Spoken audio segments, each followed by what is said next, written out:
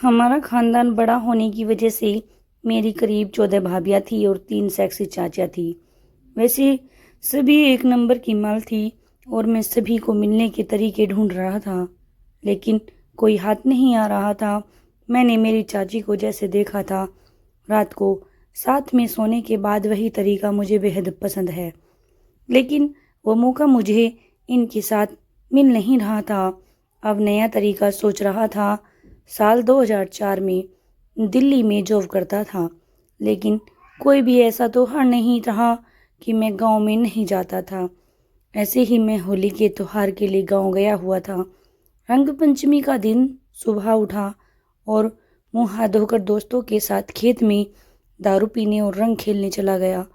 दारू पीने के बाद धीरे धीरे नशा चढ़ने लगा और बातों बातों में दोस्तों ने प्यार के किस्से सुनाने चालू किए, जिससे मेरा मन भी प्यार करने को होने लगा और मेरे दिमाग में चाची को प्यार करने की इच्छा हुई और वहाँ से उठकर मैं वापस आ गया। मैं यहाँ चाची के यहाँ गया और चाची को प्यार करने लगा, तो उसने बोला अभी नहीं, घर पर सब लोग हैं, रात को जितनी मर्जी उतना प्यार कर लेना। और मुझे उसने बाहर जाने के लिए बोला। मैं बाहर तो निकल गया, लेकिन बार बार मुझे प्यार करने की इच्छा हो रही थी। मैं चुपचाप ऐसे ही बैठा हुआ था। मेरे दिमाग में भाभीियों को रंग लगाने की बात आ गई और मैं उठकर एक एक करके सबको रंग लगाने निकला। अभी तक मेरा मन वैसे ही हिचकोले मार रहा था। मैंने सोचा कि रंग लगाने के बहाने मैं भाभीियों को छूने का मौका तो मिल ही जाएगा, और मैंने एक एक के घर में जाकर रंग लगाना चालू किया। उस समय हर किसी के घर में कोई ना कोई मौजूद था, जैसे किसी का पति तो किसी के सास ससुर। और यह देखकर मेरा दिमाग और ज़्यादा खराब हो गया, क्योंकि मेरे मन को ठंडक नहीं मिल रही थी। अब मैं अपने चचेरे भाई के यहाँ जा रहा था।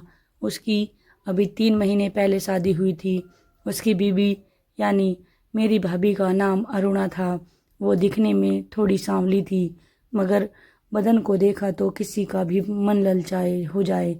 वैसे ही जब मैं उसकी शादी हुई थी तब से ही उसको प्यार करने के लिए बेताब था। उनके घर में उन दोनों के सिवाय कोई नहीं रहता, क्योंकि मेरे भाई के माता पिता का देहांत हो चुका था। मैं अभी भी नशे में था, लेकिन होश में था और यही सोच रहा था कि उसके घर जा रहा हूँ तो उसके घर कोई ना हो, आज मेरा भाई घर न हो। मैं उनके घर के दरवाजे पर पहुँचा और सीधा अंदर चले गया। तब भाभी खाना बना रही थी।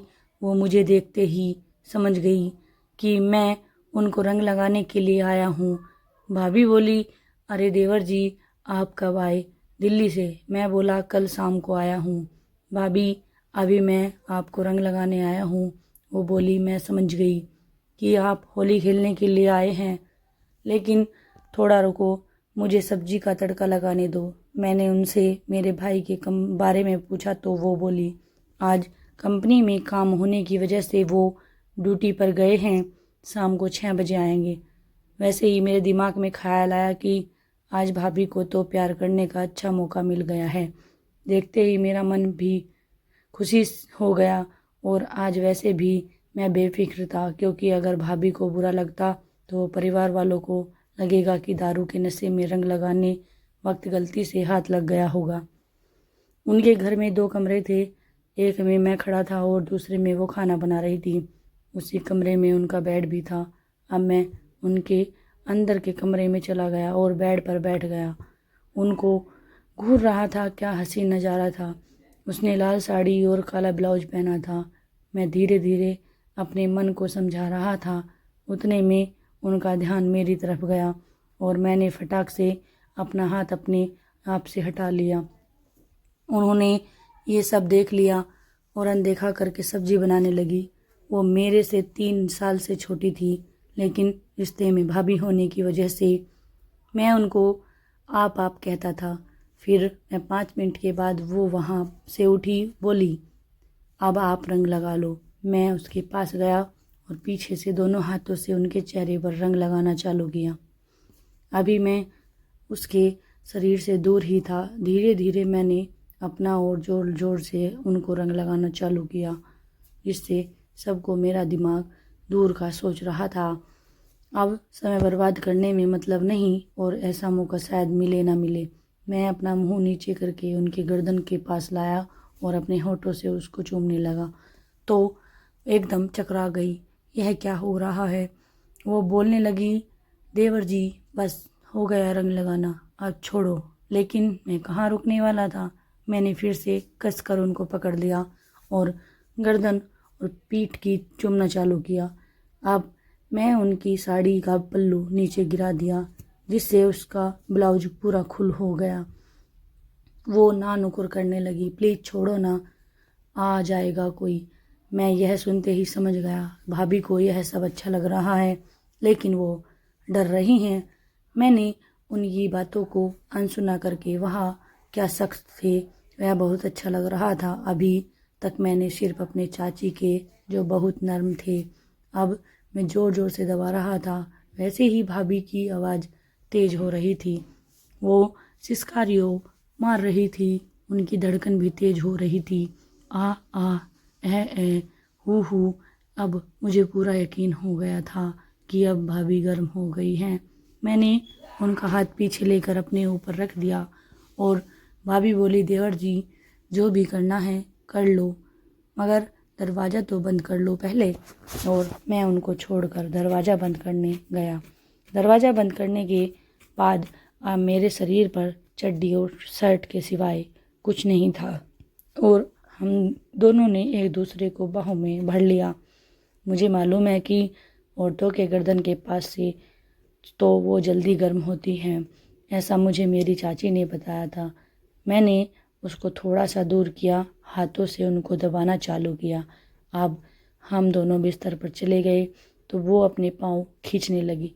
मैंने ज़बरदस्ती से उनके दोनों पाँव को फैलाया। वैसे वैसे उनकी आवाज़ में बदलाव हो रहा था। वो बोलने लगी, प्लीज़ ऐसा मत करो, गुदगुदी हो रही है। मैंने उसको बोला, भाभी आप भी। मैंने भी वक्त की नजाकत को समझा, लेकिन मैंने उसे पकड़ कर रखा। कुछ सेकंड रुकने के बाद मैंने उसे अपनी सीने पर झुका लिया। अब उसको थोड़ा थोड़ा दर्द हो रहा था, लेकिन उसे आनंद भी आ रहा था। फिर धीरे धीरे ऐसा हमने करीब 5 मिनट किया।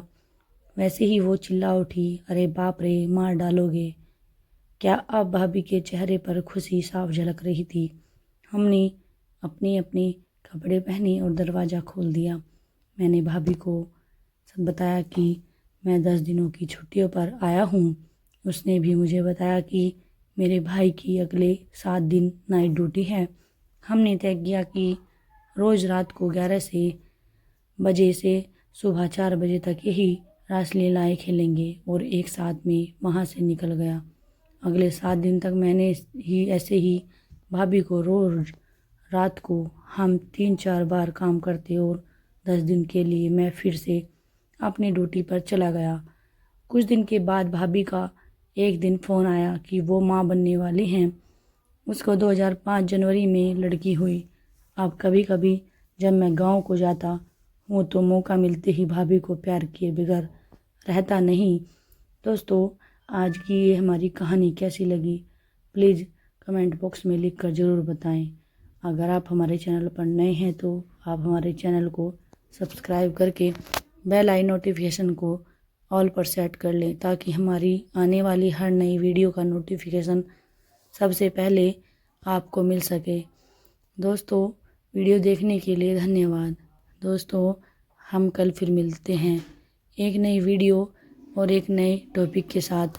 आज के लिए इतना ही। जय श्री श्याम दोस्तों, आज की वीडियो ज़्यादा से ज़्यादा शेयर करना, लाइक करना और कमेंट बॉक्स में हमें कमेंट करना ना भूलना। दोस्तों, ऐसी ही वीडियो देखने के लिए हमारे चैनल को सब्सक्राइब करना, लाइक करना। ओके दोस्तों, मिलते हैं नेक्स्ट वीडियो में। धन्यवाद दोस्तों।